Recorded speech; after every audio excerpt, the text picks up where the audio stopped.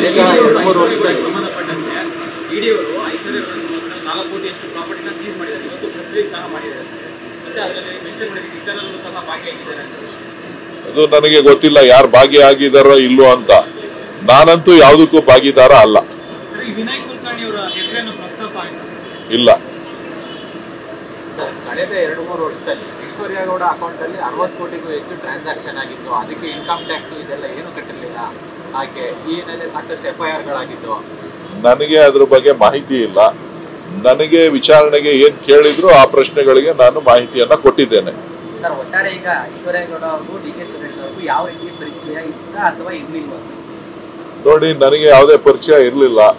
ಅವರು ನನ್ನ ಕ್ಷೇತ್ರದಲ್ಲಿದ್ದರಿಂದ ನಾನು ಯಾವುದೋ ಒಂದು ಕನ್ನಡ ರಾಜ್ಯೋತ್ಸವ ಕಾರ್ಯಕ್ರಮಕ್ಕೆ ನನ್ನನ್ನು ಇನ್ವೈಟ್ ಮಾಡಿದ್ರು. ಆ ಕಾರ್ಯಕ್ರಮಕ್ಕೆ ನಾನು ಹೋಗಿದ್ದೆ. ಅದಾದ್ಮೇಲೆ 1-2 ಕಾರ್ಯಕ್ರಮಗಳಿಗೆ ಭೇಟಿ ಮಾಡಿದ್ದು ವಿಚಾರಗಳನ್ನ ತಿಳಿಸಿದ್ದೇನೆ. ಅದಲ್ಲದೆ ಇನ್ನು ಉಳಿದಂತೆ ಯಾವುದೇ ಫೈನಾನ್ಷಿಯಲ್ ಟ್ರಾನ್ಸಾಕ್ಷನ್ ಆಗಲಿ ಚಿನ್ನದ ವ್ಯವಹಾರ ಆಗಲಿ ನನಗೆ ಗೊತ್ತಿಲ್ಲ. ಸೊ ಅದೆಲ್ಲನೂ ತಿಳಿಸಿದ್ದೀನಿ. ತನಿಖೆ ನಡೀತಾ ಇದೆ. ಅವರು ತನಿಖಾಧಿಕಾರಿಗಳು ಮುಂದಕ್ಕೆ ತಿಳಿಸ್ತಾರೆ. ಸರ್, ಈಗ ಬೆಳಗ್ಗೆಯಿಂದ ವಿಚಾರಣೆ ನಡೆದಿದೆ.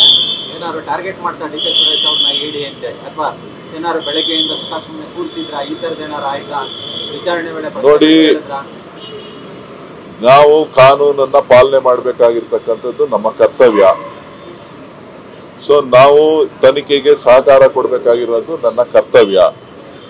ನನ್ನ ಹೆಸರಿನ ಮೇಲೆ ದುರ್ಬಳಕೆ ಆಗಿರೋದ್ರಿಂದ ಸೊ ಕೆಲವೊಂದು ವಿಚಾರಗಳಲ್ಲಿ ನಾನು ಅವರಿಗೆ ಸಹಕಾರವನ್ನ ಕೊಡಬೇಕಾಗ್ತದೆ.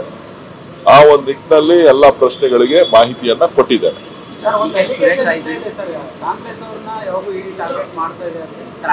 ಅದು ರಾಜಕೀಯ ಪಿತೂರಿ ಬಗ್ಗೆ ನಾನು ಈಗ ಮಾತಾಡೋದಿಲ್ಲ. ಮುಂದಿನ ದಿನಗಳಲ್ಲಿ ಅದರ ಬಗ್ಗೆ ಮಾತನಾಡ್ತೇನೆ.